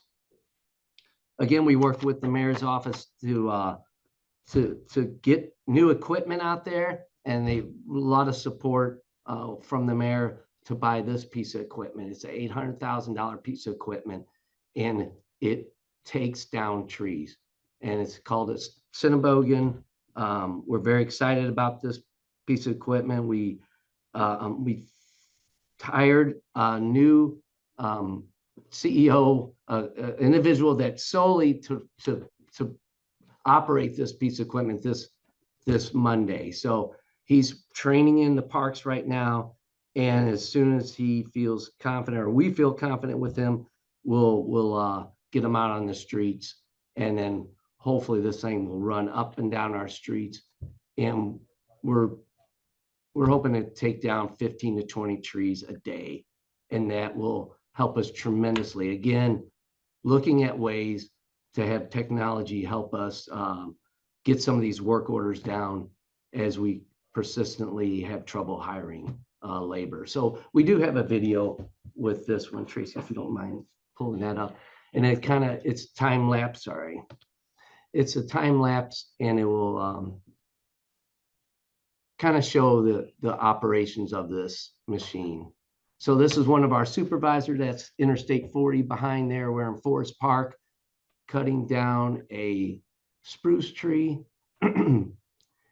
And he set up his camera and he time lapsed it, and it took him 35 to 45 minutes to complete this tree removal. And so you can see has a grapple, and then there's a saw. So as he grabs it and then pushes a button, the saw comes out and cuts it. And so there's our roll-off dumpsters kind of to the left that we will use not only with weed control, but we already have 6 to 8 of them for the forestry section or tree section for tree removals that we purchased with this piece of equipment. So again, start to finish, about 30 minutes. We demoed this piece of equipment a couple of years ago, and I know we had a real proficient operator in there, but he took down a tree that was 48-inch, big post oak. They took it down in less than 2 hours, and would have taken a team of us, our team, 6 to 8 individuals, probably a day and a half. So we're very excited about this piece of equipment and hopefully help us push removals into the future. Thank you. Alan? Yes, sorry, go ahead. That's okay, but I apologize to my committee because probably what should have happened, because I know both departments have so much information. Yes.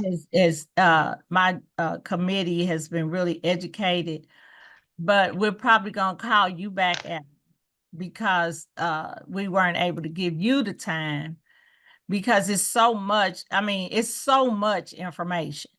And so my frustration, as you and Greg know, is we don't know this stuff. So you telling us stuff, you adding to what we knew.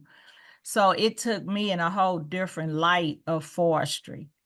So I'm going to ask if you would be so kind as to, you don't have to wear a suit next time. Okay. Call you back to talk to us to finish up, what you were doing. But you had so much added stuff that let us know that it was more that you had than just cutting lots and vacant properties. So we appreciate it. There's probably only 5 more minutes.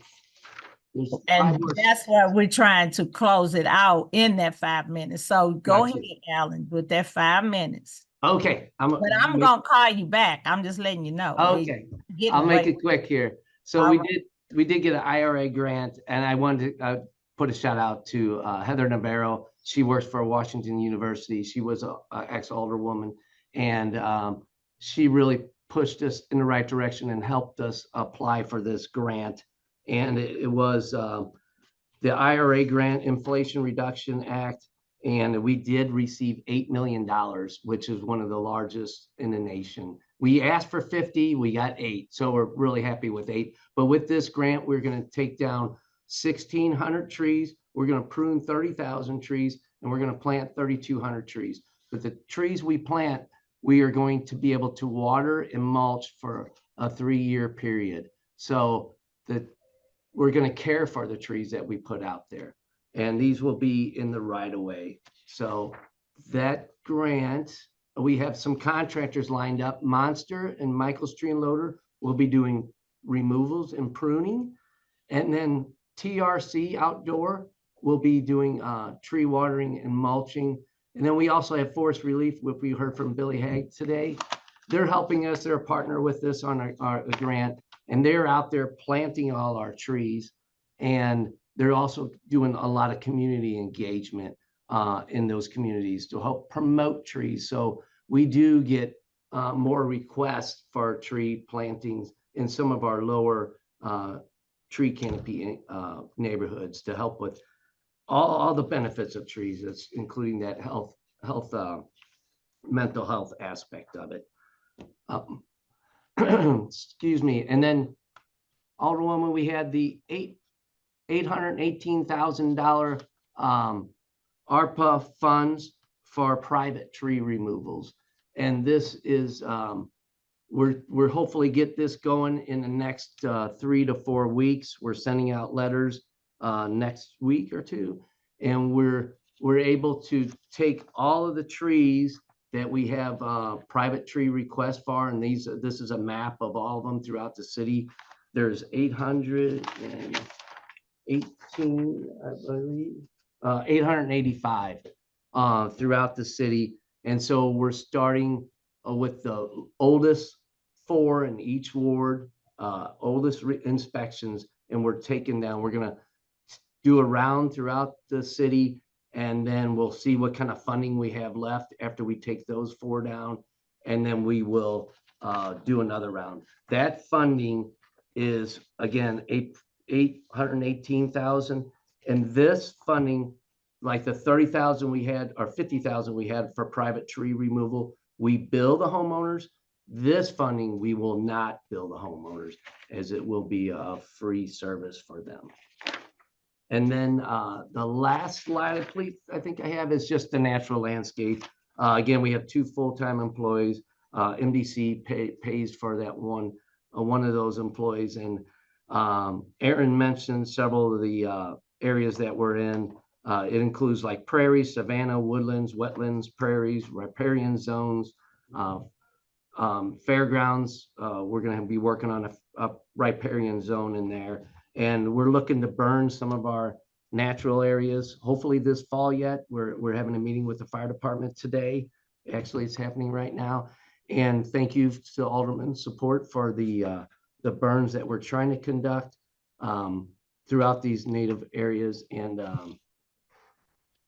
we wanted to make sure we get the burns through, reduce woodies, and add the nutrients back to the soil, and just help lower the maintenance costs. And I wanted to mention that, Pam, I know Alderwoman, you specifically asked for that funding for the $818,000 not to be billed. So we worked that through the process, and we got legal on it. And so I think we are good to go. And thank you for stepping up and helping our citizens with that $818,000 of private tree removals. Thank you so much. That's the end of my presentation. You're welcome. Thanks, Alan and Tracy. Does any of the committee people have any questions? Because I know they have other meetings to go to. It's not that we didn't love seeing you, Alan. It's just that they have other committees, so. I understand. It's okay. I have a cell phone. It's okay. I do too, so yeah, that's what I was saying. Right, you call me. Alderwoman Swicer, do you have anything? I just want to say thank you. You know, Alan, you always get back to me with the questions when I have them, and it's been an absolute joy working to do more in Carondelet Park with the Nature Stewards program. And there's just so much great stuff happening in forestry, and I appreciate you coming to talk about it. You know, I know we just need more people to cut, and there's a lot of trees that need to come down, and there's a lot of tree maintenance that needs to happen. And I had just wanted to make sure I said thank you to everybody who came to talk today and support forestry. I've worked with, I think, every single person who came on different programs related to what was happening in the city. And it's just, you know, really inspiring to see how many people care about this and are working so hard, both in their work time, and I know it's a lot, a labor of love, and then also in people's private time as well. So thank you very much for being here. If I come up with questions, which I'm sure I will, I'll email or call you. Thank you for being so responsive. Thank you. I don't have anything. I thank everybody that did come. I applaud the people that you all had to come in to speak, you know, give up their time to come speak in support of you all and your programs and your projects. And so that's a good thing. And so now, what we'll probably do from the Health and Human Development, next time we won't have both departments because you all have so much information. So we need to make sure that we give you the ample amount of time to be able to be asked questions so you can toot your horn. But the only thing that I'm asking is please, please market. Communication is the best thing that helps us as a city and helps your departments. And so on that note, I don't I'm have. sorry, Alderwoman Boyd, it's Mr. Jankowski and Ms. Callahan, if they could provide a copy of their presentation to the clerk, that would be greatly appreciated. Yeah. Sure Thank will. you. And Miss Okay. Janika too. Yeah, both of them. Yes. Yeah. Yeah, Miss Juanika and them. Just make sure you provide that to our clerk so we can make sure that we have that information that can go out. It was Okay. sent out yesterday afternoon. For Alan or for both of them?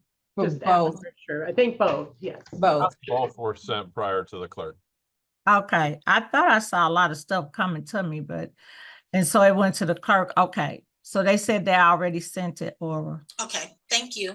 If you All want to go for a tour to go look at our piece of equipment, yeah, if the committee wants to tag along. Well, we're gonna go probably out. set a date so we can come look at your equipment because I Okay. think that's your candy in your store. You That's like right. We want to show it off. Oh, we know that. So we'll probably set up a time for the committee to tour rec centers and to tour forestry to see Alan's little exciting gifts that he has. That sounds good. All right, thank you all. So, do we have any announcements? Okay. Excuse Alder people, Alderwoman Tyus and Alderwoman Alicia Sonye. I will ask to be excused. So could I get a motion to adjourn? So moved. Second. Okay, thank you all so much and I appreciate your time. Thanks. Happy Thanksgiving. Folks.